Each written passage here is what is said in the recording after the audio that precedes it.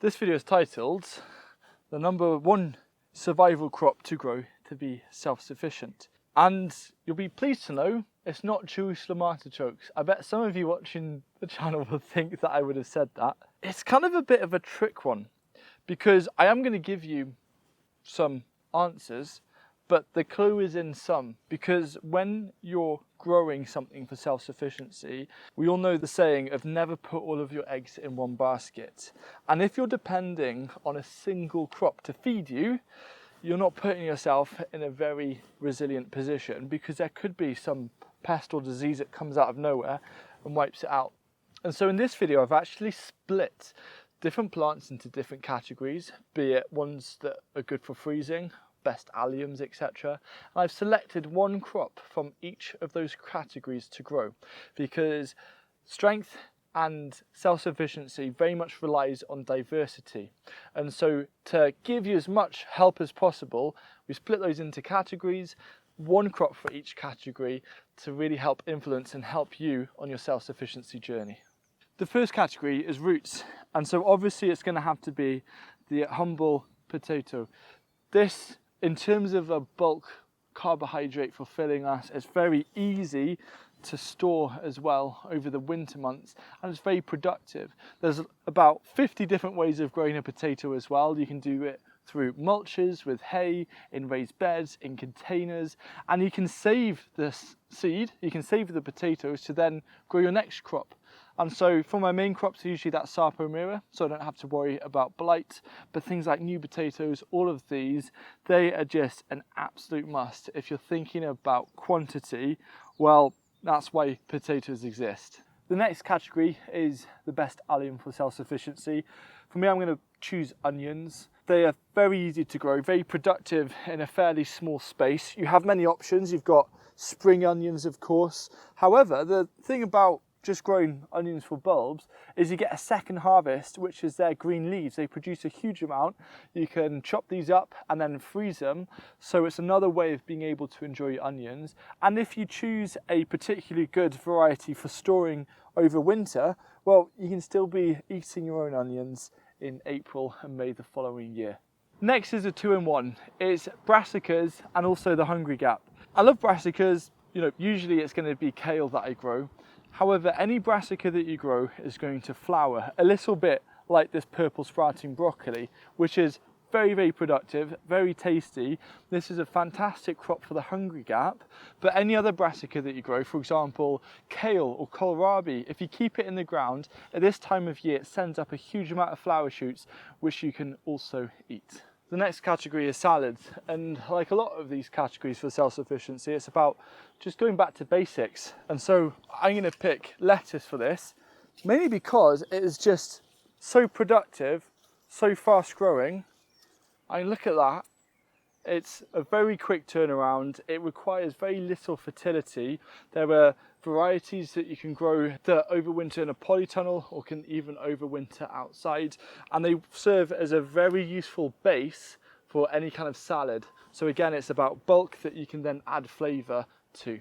For the legume category, I was very tempted to put in field beans and broad beans, but I was thinking about it, and I really feel that this is where climbing beans come into their own, because they're utilising vertical space. If you've got limited space, something like a field bean is going to take up a load of area where you could be growing other things. However, for climbing beans, you can create structures, you can grow them up walls and fences, and you also have a few different choices in terms of how you want to enjoy those climbing beans.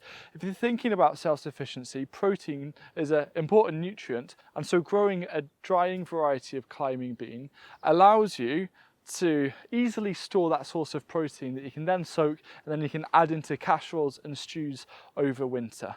The next category is putting squash and cucurbits together.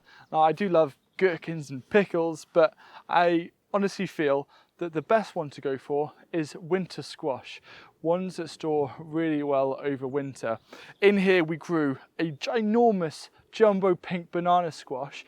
My colleague Lucy roasted one of those literally earlier this week that she had stored at her house, without any special kind of storage, and it was so delicious, it was so tasty. There's a lot of fantastic winter squash varieties that when roasted taste so sweet.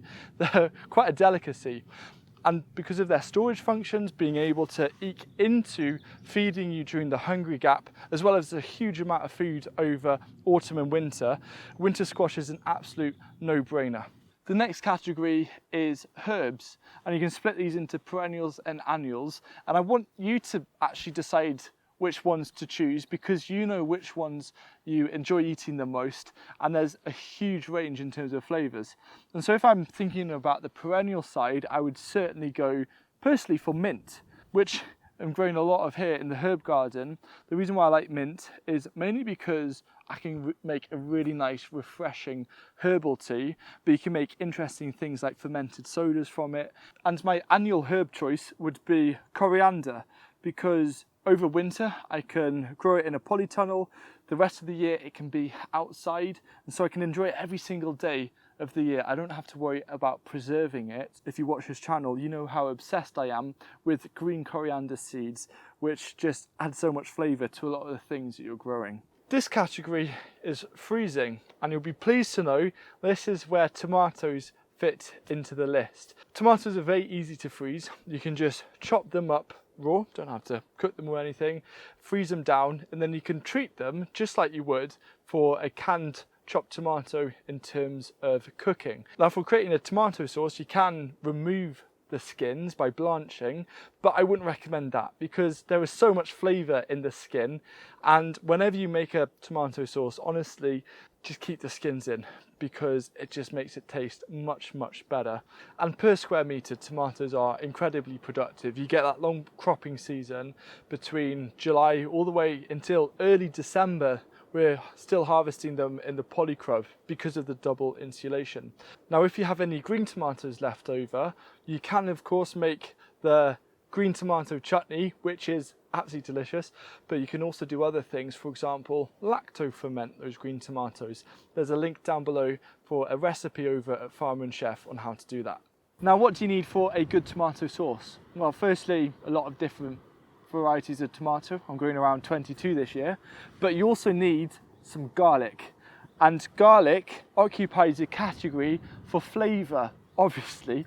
And so garlic, you can use it in many different ways. You can use it as wet garlic, as green garlic, and then obviously stored to enjoy all through the winter months and into spring.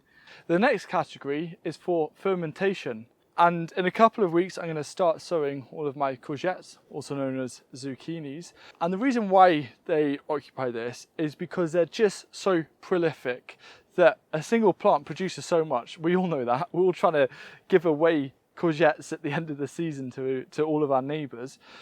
But it's a useful thing because what you can do with courgettes is you can grate them, you can pack them into a jar, so you get huge surface area, huge amount of food.